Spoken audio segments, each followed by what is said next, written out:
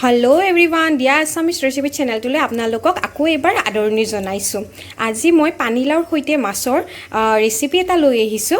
এতিয়া আহকচোন ভিডিওটো লৈ আগবাঢ়ো। ইয়াৰ কাৰণে মই লৈছো এটো পানীলাও, এটো ঘৰৰ পানীলাও হয়।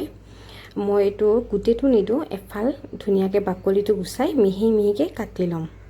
এইখিনি পানীলাওখিনি মই এনেদৰে মিহি মিহিকে কাটি ললো আৰু এটা আলু মই অকমান ডাঙৰ সাইজৰ আলু এটা লৈছিলো। আলুটো এনেদৰে কাটিছো। আলুটো আপোনালোকে যিকোনো সেৱতে কাটিব পাৰে আৰু পানীলাওখিনি এনেদৰে মিহি মিহিকে কাটি ললে হ'ব। এইখিনি মই লৈছো আদা এক টুকুৰ আৰু নহৰু 6 ফুটা মান হ'ব আৰু লগত এইখিনি মই এটা খুন্দনাটোত খুন্দি লম আৰু লগতে লৈছো এটা বিলাহী, এটা পিয়াজ আৰু মোৰ ওচৰত আজি মান ধনিয়া আছিল, সেই কাৰণে মই মান ধনিয়া 3-4 খিলা মান লৈ লৈছো। এইখিনি লৈছো মই তুৰি মাছ, আপোনালোকে যিকোনো মাছে ল'ব পাৰে। মই আজি পানীলাও তৰকাৰীখন তুৰি মাছেদি বনাম। এইখিনি মই তুৰি মাছ লৈছো। এতিয়া ইয়াতে মই হাফ টিস্পুন হালধিৰ গুড়ি আৰু অকণমান নিমখ খানি মাছখিনি ফ্ৰাই কৰি দিয়া ইনগ্ৰেডিয়েন্টছখিনি মই ভিডিওটোৰ লগত দেখাই গৈ আছো, আপোনালোকে চাই যাব। এতিয়া মই এখন কেৰাহী পাতি দিছো। ইয়াতে মাছখিনি ফ্ৰাই কৰিবৰ কাৰণে মই তেল অলপ দি দিছো। এইখিনি সৰিয়হৰ তেল হয়। সৰিয়হৰ তেলখিনি মই ভালকে গৰম কৰি লম মাছখিনি ফ্ৰাই কৰিবৰ কাৰণে। মোৰ কেৰাহীখন গৰম হৈ গৈছে। ইয়াতে মই নিমখ আৰু হালধিৰ সৈতে মাছখিনি সানি লৈছিলো। এতিয়া মই এইখিনি ফ্ৰাই কৰিবৰ কাৰণে দি দিম।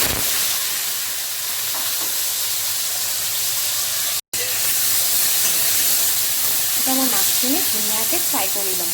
এতিয়া মই মাছখিনি ভজা হৈ গৈছে। এতিয়া মই মাছখিনি কাঢ়ি ল'ম।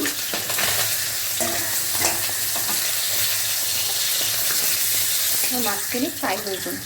এতিয়া মই সেইখন পেনতে অকণমান আৰু তেল দি দিছো। মাছ ভাজা তেল আছিলে আগৰে আৰু অকণমান তেল দি দিছো।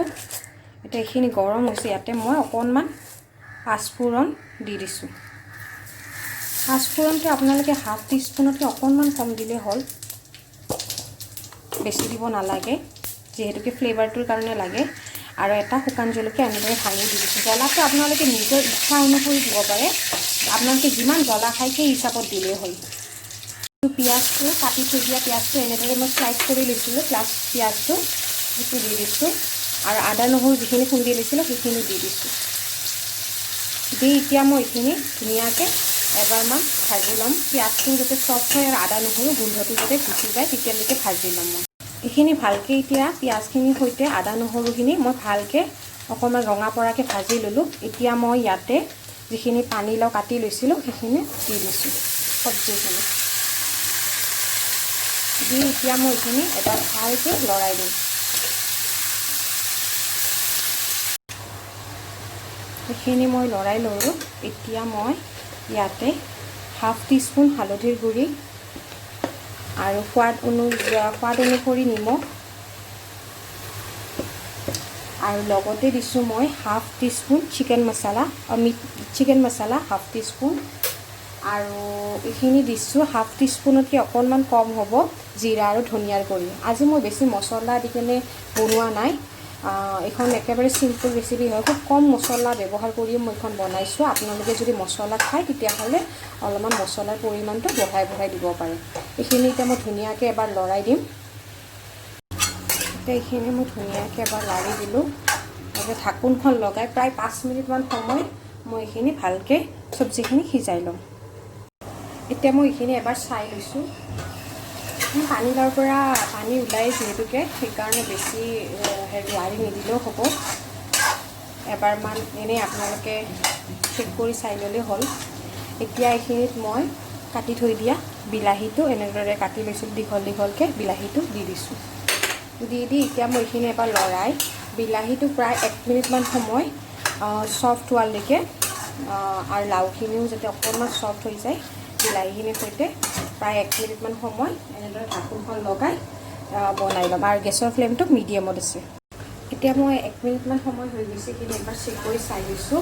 বিলাহীখিনি ধুনীয়াকৈ চফ্ট হৈ গৈছে। এনেদৰে মই এতিয়া অকণমান ভাঙি দিম। আপোনালোকে এনেদৰে অকণমান ভাগি দিব যাতে পানীলাওখিনিও বঢ়িয়াকৈ গলি যায়। পিছত এনেদৰে মই অকণমান ভাগি দিছোঁ। ভাগি দি এইখিনি মই এতিয়া আৰু 2 মিনিটমান সময় এনেদৰে ভালকৈ বনাই ল'ম।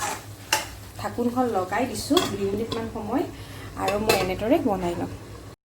এতিয়া মই তৰকাৰীখিনিত এনেদৰে কাপ এটা ডাঙৰ কাপ এটাত 1.5 কাপ গৰম পানী ইয়াতে এনেদৰে এড কৰি দিছিলোঁ।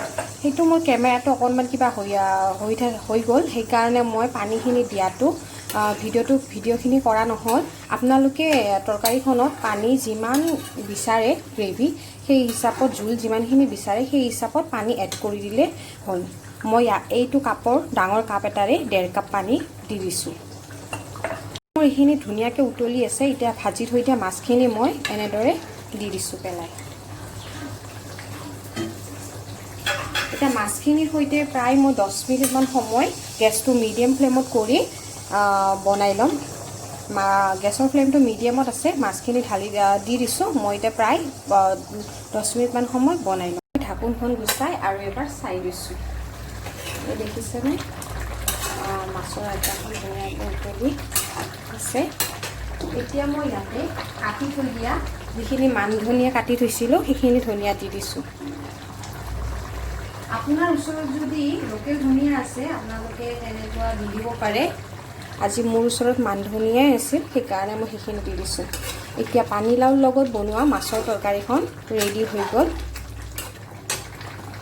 এই দেখিছেনে পানীলাওৰ সৈতে মাছৰ তৰকাৰীখন কমপ্লিট ৰেডি হৈ গ'ল আৰু কালাৰটো কিমান ধুনীয়া আহিছে। আপোনালোকেও এনেদৰে বনাই খাব আৰু মোক কমেণ্ট কৰি জনাব। আৰু যদিহে মোৰ ভিডিঅ'টো চাই ভাল পালে তেতিয়াহ'লে লাইক, শ্বেয়াৰ আৰু কমেণ্ট কৰিব আৰু মোৰ চেনেলটো ছাবস্ক্ৰাইব কৰি ল'ব।